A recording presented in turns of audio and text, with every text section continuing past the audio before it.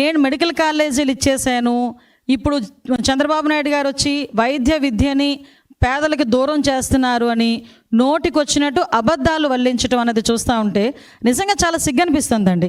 ఈరోజు సుమారుగా 8,500 కోట్లు మెడికల్ కాలేజ్ నిర్మాణానికి అవసరమైన మొత్తం వ్యయం అయితే ఓవరాల్గా చూసుకుంటే కేవలం 5 ఏళ్ళలో ఖర్చు పెట్టింది 1,450 కోట్లు.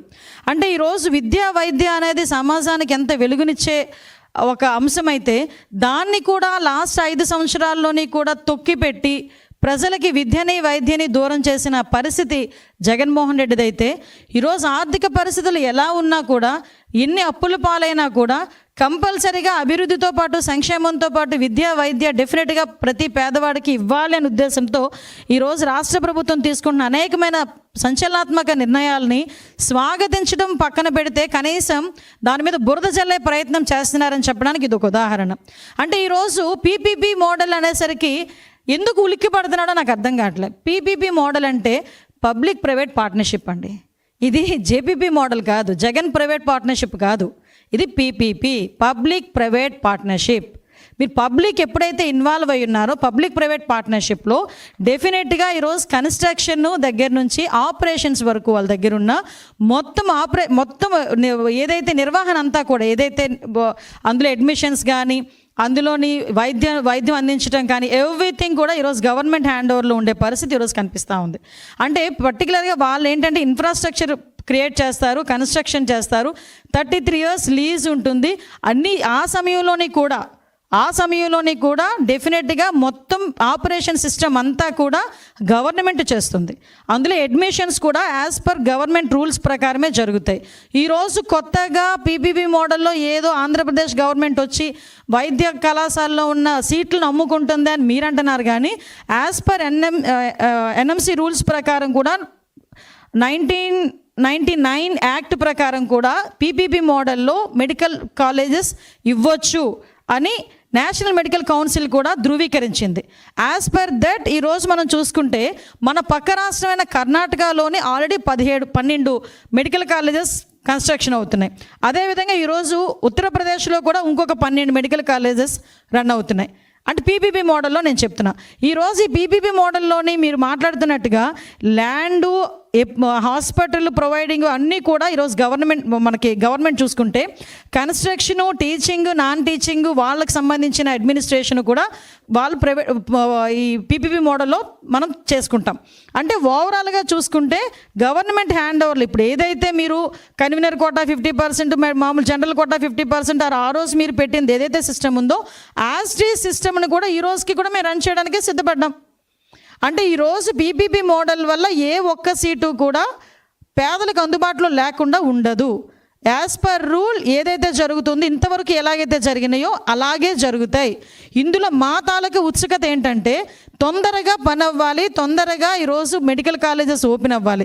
మీ అందరికీ తెలుసు 2024 జూలై 24 అనుకుంటా, ఐ థింక్ సో, ఆ రోజు ఈ ఎన్ఎంసీ వాళ్ళు నేషనల్ మెడికల్ కౌన్సిల్ వాళ్ళు ఒక ఎంక్వైరీ చేసి వాళ్ళకు రిపోర్ట్ ఇచ్చి ఎట్టి పరిస్థితుల్లోనే ఇక్కడ అడ్మిషన్స్ ఇవ్వడానికి అవ్వదు అని చెప్పి ఆ రోజు ఒక రిపోర్ట్ కూడా మన మొహాన కొట్టారు. ఆ రోజు మన సంగతి చూసుకుంటే వాళ్ళు ఏం చెప్పారంటే 47% మాత్రమే ఇక్కడ వర్క్లు అయినాయి, ఇన్ఫ్రాస్ట్రక్చర్ ఇంకా లేదు. 47% కూడా అవ్వాల.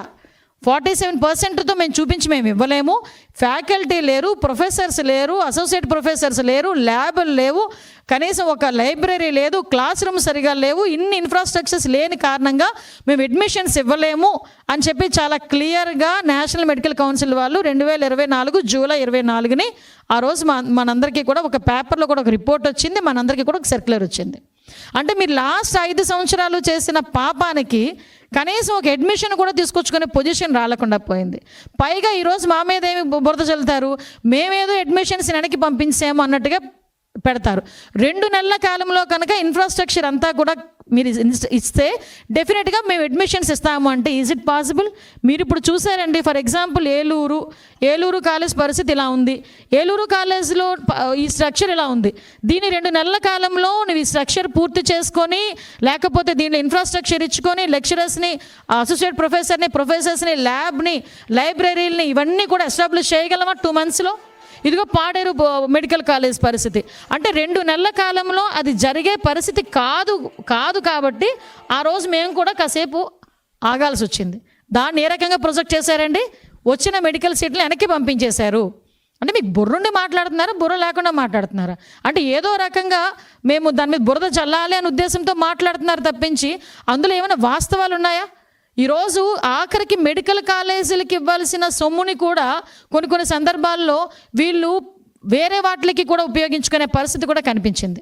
అంటే ఈరోజు వైద్య విద్యని సామాన్య మానవుడికి ఎంత మేరకు దూరం చేయాలో అంత మేరకు కూడా దూరం చేసి ఈరోజు మళ్ళీ మెడికల్ కాలేజీల మీద పీపీపీ విధానంలో వెళ్తూ ఉంటే ఈరోజు ఎన్డీఏ కూటమి మీద ఈరోజు బురద చెల్లుతున్నారు. ఈరోజు ఒకటే మేము మాట్లాడుతున్నామండి, ఈరోజు వైద్య విద్య అన్నది ప్రతి ఒక్క పేదవాడికి కూడా అందాలి అని ఉద్దేశం. ముఖ్యంగా వైద్య విద్య గనక పెరిగితే, వైద్య ప్రమాణాలు పెరిగితే జీవన ప్రమాణాలు మెరుగుపడతాయని నమ్మిన సిద్ధాంతాన్ని నమ్మిన వ్యక్తిగా ఈరోజు గౌరవ ముఖ్యమంత్రి గారు కానీ, గౌరవ ఉప ముఖ్యమంత్రి గారు కానీ, లోకేష్ బాబు గారు కానీ ప్రత్యేకంగా దీని మీద దృష్టి పెట్టి సెంట్రల్ గవర్నమెంట్ కూడా సహాయ సహకారాలతో ఈరోజు ముందుకెళ్తున్నాం. దీన్ని కూడా ఒక్కసారి ఆలోచన చేసుకుంటే దీన్ని కూడా డైజెస్ట్ చేసుకోలేని పరిస్థితిలో ఈరోజు జగన్మోహన్ రెడ్డి ఉండి దీని మీద బురద చల్లడానికి ప్రయత్నం చేస్తున్నారు. అంటే ఈరోజు ఎవరైనా ముందుకు వస్తే, అంటే నిన్న మొన్న చూసాం, టెండర్లకు ముందుకు వచ్చినా కూడా ఈయన వార్నింగ్ ఇస్తాడు. అంటే మీరు ఎవరు టెండర్లో పార్టిసిపేట్ చేయొద్దు అంటాడు, వచ్చిన వాళ్ళని బెదిరిస్తున్నారు. అంటే ఓవరాల్గా చెప్పాలంటే ఇక్కడ అభివృద్ధి జరగకూడదు అన్న ఒకే ఒక విషయంలో ఈరోజు ముందుకు తీసుకెళ్లే పరిస్థితి. మళ్ళీ చెప్తున్నా, పీపీపీ విధానం అంటే ప్రైవేటు పరం కాదు, ఇది పబ్లిక్ ప్రైవేట్ పార్ట్నర్షిప్తో నడిచేవి. దీంట్లో మొత్తం ఆపరేషన్స్ అన్నీ కూడా గవర్నమెంటే చేసుకుంటుంది. కేవలం కన్స్ట్రక్షన్, ఇన్ఫ్రాస్ట్రక్చర్ డెవలప్మెంటు అక్కడ అందులోని ఆపరేషన్స్ అంటే ఆపరేషన్స్ వేరు. అంటే అందులో ఉన్న ఫ్యాకల్టీస్, వాళ్ళ తాలూకు జీతభత్యాలు, వీటికి సంబంధించి అంటే ఓవరాల్గా 33 years తర్వాత కూడా గవర్నమెంట్ హ్యాండ్ ఓవర్ చేసుకునే బిల్డింగ్స్ అవి, గవర్నమెంట్ హ్యాండ్ ఓవర్ చేసుకునే కాలేజెస్ అవి. కాబట్టి దీంట్లో చాలా క్లియర్గా జీరో ప్రాఫిట్ సేవాభావంతో ఇవన్నీ కూడా నిర్వహించబడుతున్నాయండి. వీటిలోని కూడా ఎన్టీఆర్ వైద్య సేవ ఏదైతే ఉందో అది కూడా కొనసాగించబడుతుంది. ఇప్పుడు కూడా మేము అన్నీ కూడా పీపీపీ మోడల్లోని యాక్చువల్గా ఈ వైద్యాన్ని ప్రజలకు దగ్గర చేయాలని మేము ఆరాటపడుతున్నాం. మీ అందరికీ తెలుసు, టీడీపీ ఏంటంటే ఒక తెల్ల కోటికి ప్రాధాన్యత ఇస్తాం, అదే వైసీపీ అయితే నల్ల నోటికి ప్రాధాన్యత ఇచ్చే పరిస్థితి. కాబట్టే వాళ్ళ పరిస్థితులు అలా ఉన్నాయి. ఈరోజు మేము చేస్తున్న పనికి ప్రజల నుంచి మద్దతు లభించేసరికి దాన్ని ఎలాగ తిప్పికొట్టాలనే ఉద్దేశంతో లేని కొన్ని కుట్రలు కుతంత్రాలు కూడా అనేకమైన చేయటం అనేది కూడా మీ అందరికీ కూడా తెలిసిందే.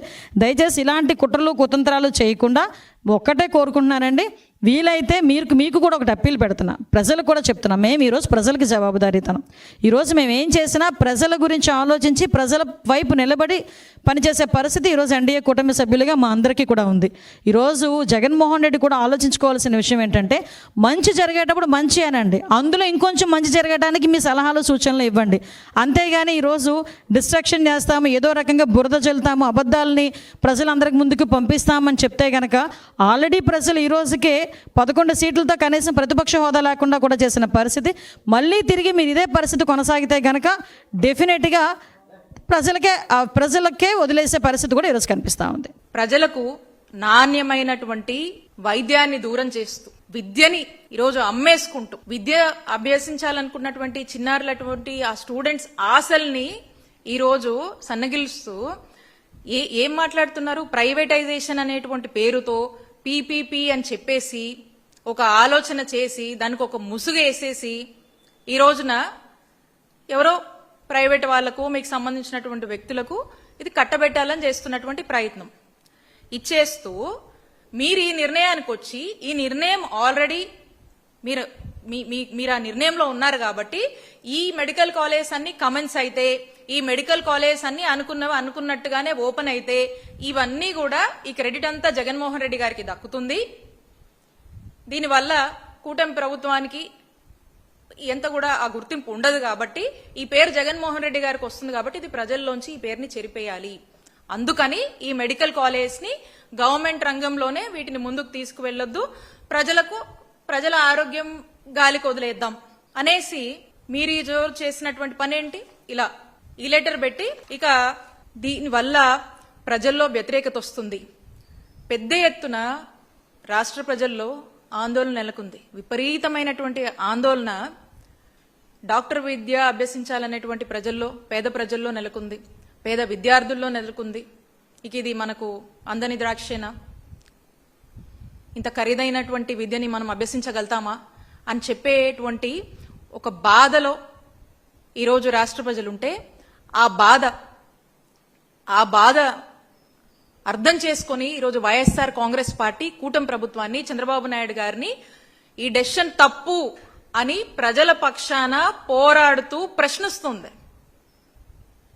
ఇక అందరికీ అర్థమైపోయింది, ప్రజలందరికీ చంద్రబాబు నాయుడు గారు కూటమి ప్రభుత్వం తీసుకుంటున్నటువంటి నిర్ణయం తప్పు, ప్రజలకు అన్యాయం చేస్తున్నారు, ప్రజారోగ్యాన్ని గాలికి వదిలేస్తున్నారు అని అర్థమైంది. కాబట్టి ఇది ప్రజల్లోకి విపరీతంగా ప్రజల్లో ఒక చర్చ నడుస్తుంది. కాబట్టి దీన్ని మళ్ళా ఈ యొక్క నెపం, ఈ యొక్క బురద మన మీదే చల్లాలని చెప్పేసి మనం చూసాం మొన్న రీసెంట్ టైమ్స్ లో శాఖకు సంబంధం లేనటువంటి మంత్రులు ఫోర్స్డ్ గా, అవగాహన లేకుండా, సంబంధం లేకుండా, కనీసం ఈ మెడికల్ కాలేజీలు ఎలా ఉన్నాయి, ఎక్కడున్నాయని కూడా చూడకుండా ఇష్టం వచ్చినట్టుగా అపహాస్యంగా ఈ గవర్నమెంట్ మెడికల్ కాలేజ్ గురించి మాట్లాడుతూ ఉన్నారు. దీన్ని ఏమనాలి? ఇది ఏ హయాంలో వచ్చింది? ఎవరి హయాంలో వచ్చింది? మెడికల్ కాలేజ్ వర్క్స్ అని ఇమీడియట్ గా స్టాప్ చేయమని ఎవరిచ్చారు ఈ ఆర్డర్? మీరు కాదా? ఈ తప్పు మీది కాదా? మనం చూసాము, జనరల్ గా గ్రాఫిక్స్ అంటే లేనిది ఉన్నట్టు చూపించడం గ్రాఫిక్స్ అంటే. మరి మొన్న మంత్రి గారు మాట్లాడుతూ ఉన్నారు, ఉన్నది లేనట్టుగా చూపిస్తా ఉన్నారు గ్రాఫిక్స్. కూటమి ప్రభుత్వం వాళ్ళకే సాధ్యం ఇది.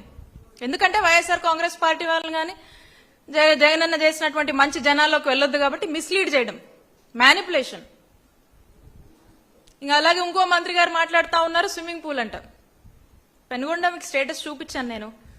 ఈ లెటరు మీ మీ మీ ప్రభుత్వమే, గవర్నమెంట్ డైరెక్షన్ లోనే ఈ లెటర్ మీరు పెట్టి, అఫీషియల్ గా పెట్టి ఎవరిని బ్లేమ్ చేస్తారండి? ఈ నెపం ఎవరి మీద వేస్తారు? ఇప్పుడు పెట్టండి, ఏం పెడతారో. మీరు ఈ లెటర్ పెట్టి, ఇప్పుడు మీరు ఈ లెటర్ మీరే రాసి, మీరే పనులన్నీ ఆపిచ్చి మా మీద నెపమేసేయడానికి ప్రయత్నించారు కదా. మరి ఇప్పుడు ఏం గ్రాఫిక్స్ చూపిస్తారో, ఇప్పుడు ఏం మాట్లాడతారో, ప్రజల్లోకి వస్తే, ఆయా ప్రాంతాలకు వస్తే దీని గురించి మనము గ్రాఫిక్స్ లేకపోతే ఇంకోటో కాదండి.